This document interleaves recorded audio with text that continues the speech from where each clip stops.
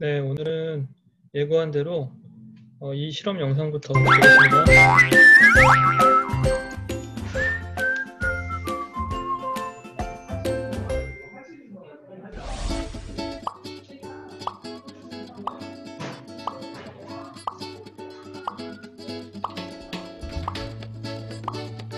TF판은 틴 레이어 크로마토그래피라고 하는 판인데요. 이거 대신에 종이 크로마토그래피를 써도 상관없어요.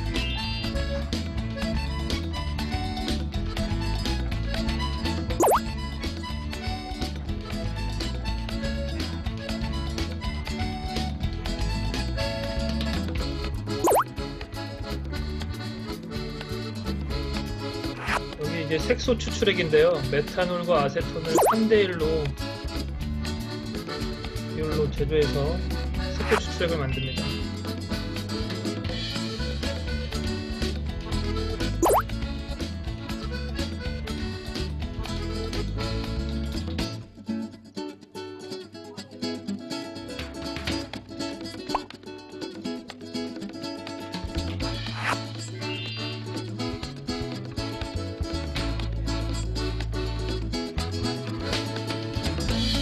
모세관을 써도 되고 이쑤시개 같은 것들을 사용해서 여러 번 색소를 원점에 찍어주기도 합니다.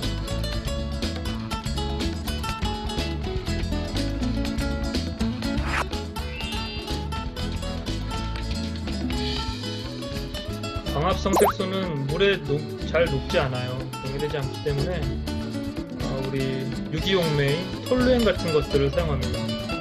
광합성 색소는 유기용매에 쓸 수 있기 때문에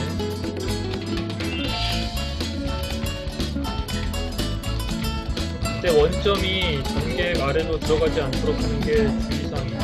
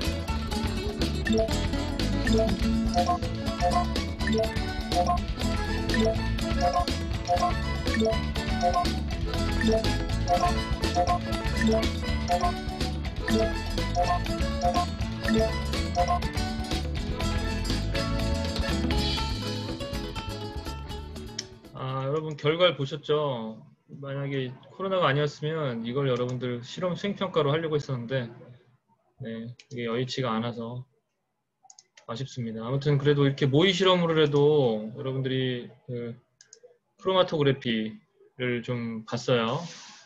색소가 실제 이제 엽록소 A, B, 그 다음에 카로틴, 잔토필 4가지가 지금 확인이 됐죠. 이제 육상식물들은 이렇게 4가지 색소를 가지고 있고요. 그 밖에 이제 여러분들 해조류 중에서 녹조류 있죠. 우리 분류 파트 생물의 진화 배울 때 녹조류가 이제 조상식물이다 이런 얘기 했었죠. 이게 색소가 같습니다. 육상식물과 녹조류가 가지고 있는 색소가 똑같아요. 엽록소 A와 B, 카로틴, 잔토필 가지고 있고요. 그 다음에 여러분들 그 미역 그리고 다시마, 이거 우리가 갈조류라고 하거든요. 얘네들은 엽록소 A와 C, 그 다음에 갈조술 같고요.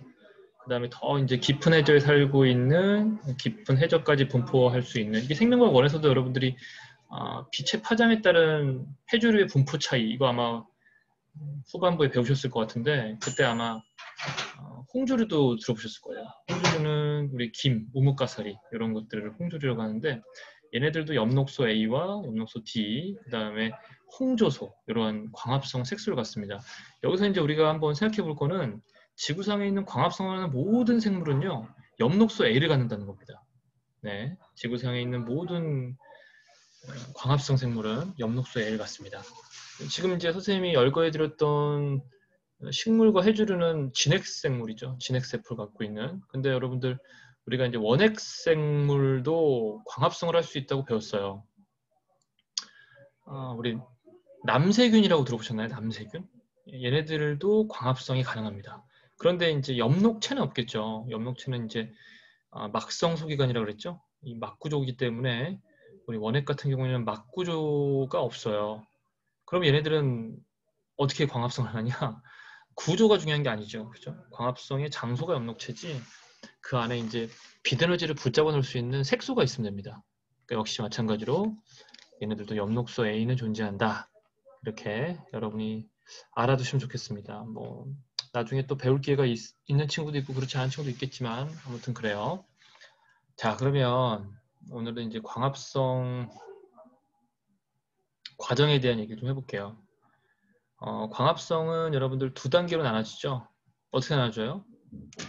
시험 공부할 때도 여러분들이 많이 하셨을 것 같은데 다시 한번 우리가 복습 겸 해볼게요.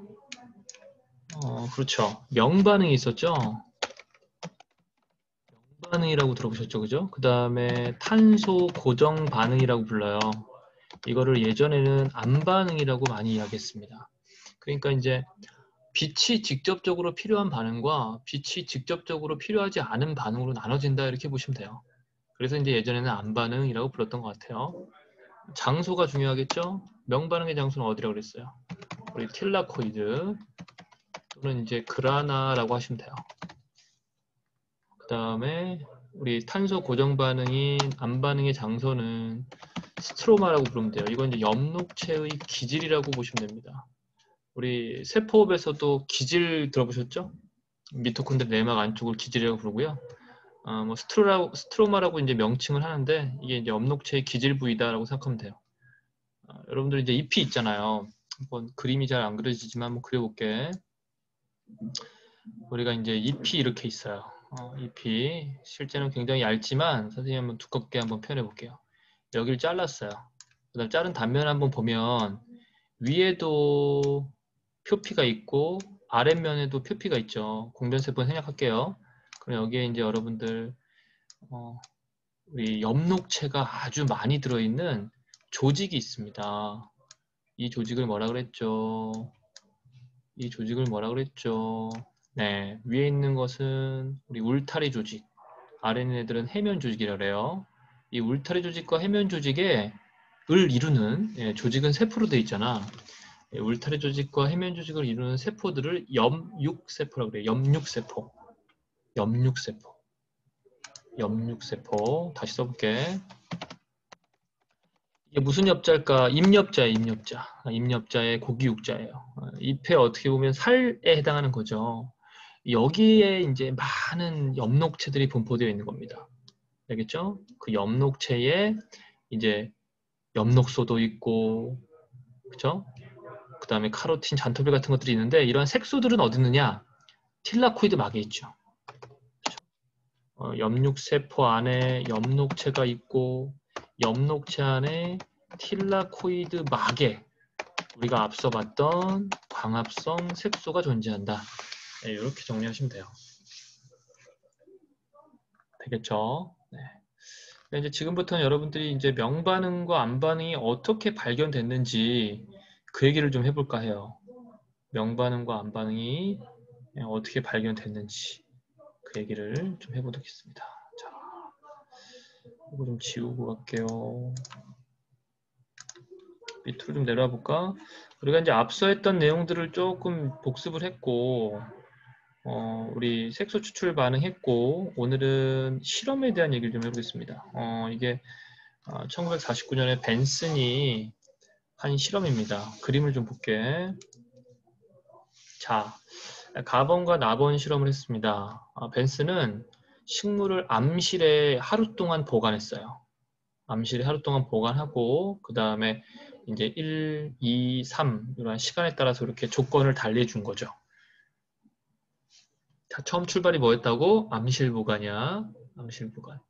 자, 그런 다음에 빛은 계속 주지 않은 상태에서 CO2를 공급해 줬어요. 그랬더니 광합성이 일어나지 않았어요. 그 다음에 이제 시간이 좀 경과된 다음에 이번에는 빛을 주고 CO2를 뺐어요. 그랬더니 역시 광합성이 진행되지 않았죠. 세 번째는 빛을 빼고 CO2를 줬더니 어때요? 이 그래프 보세요. 잠깐이지만 광합성이 일어났죠.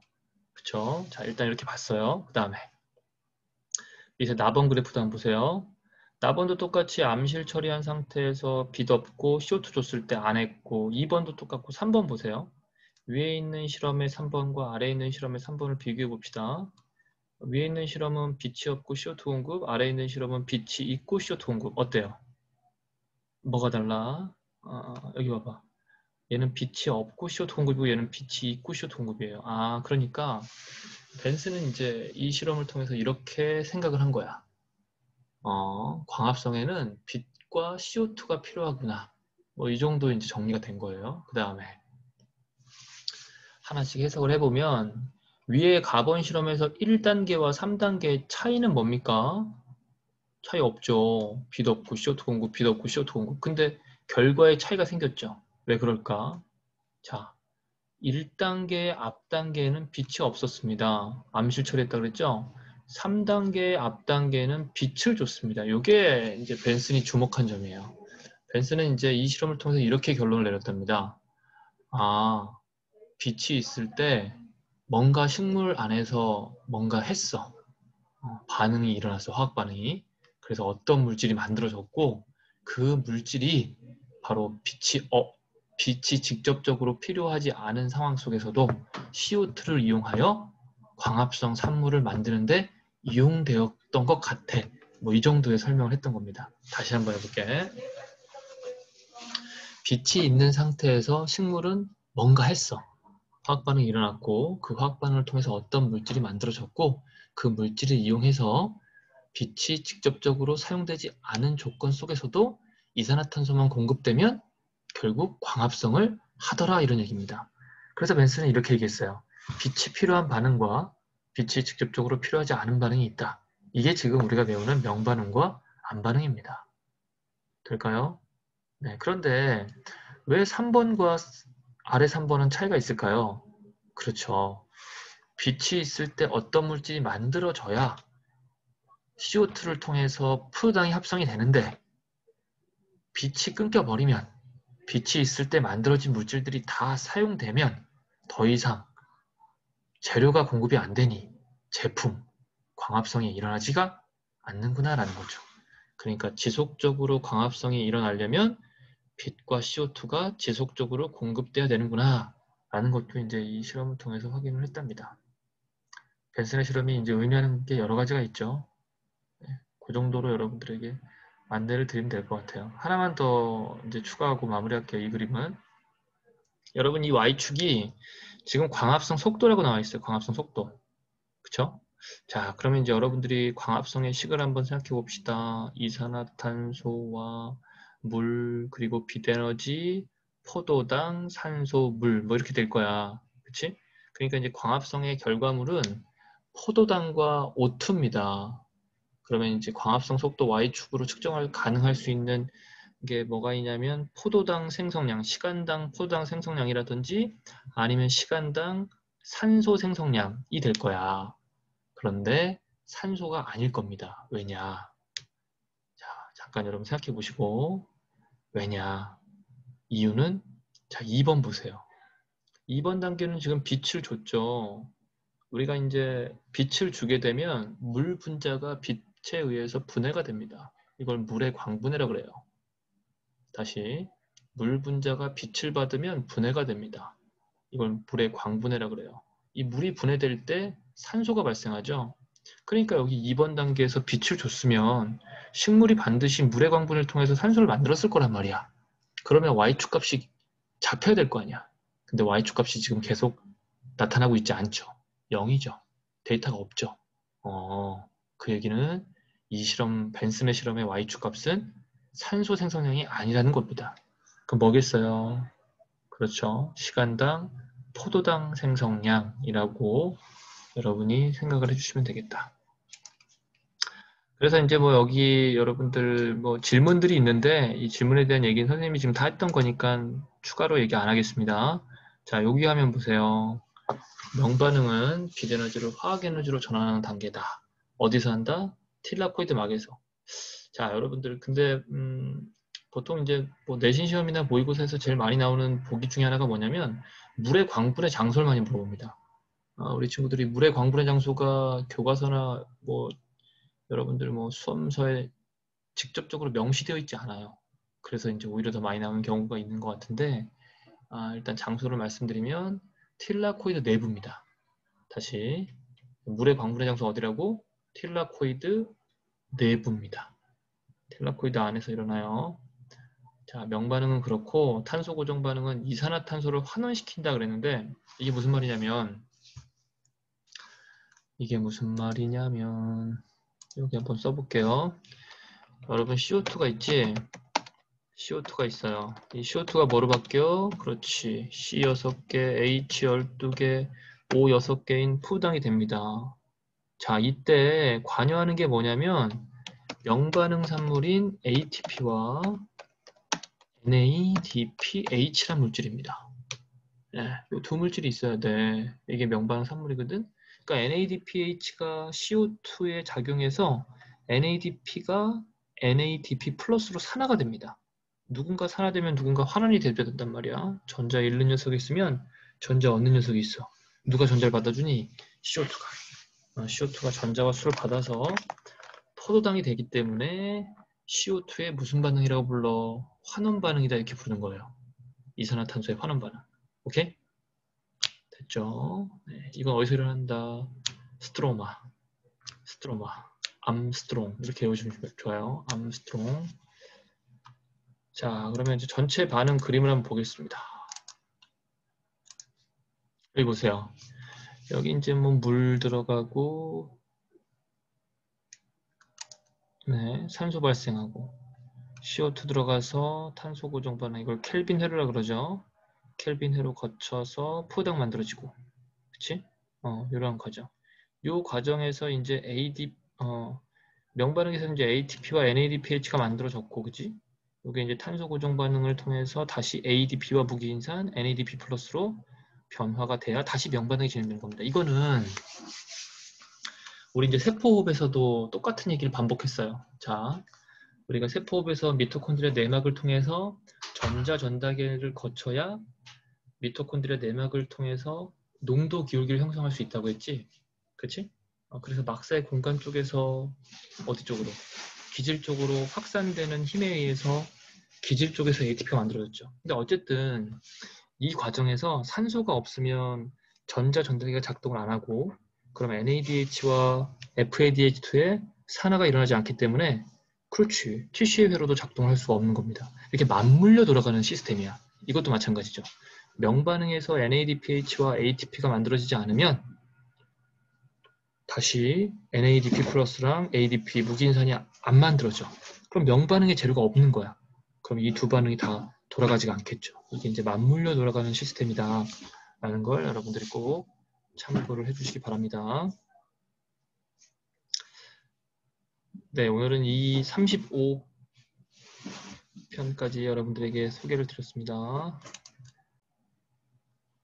네, 수고하셨습니다.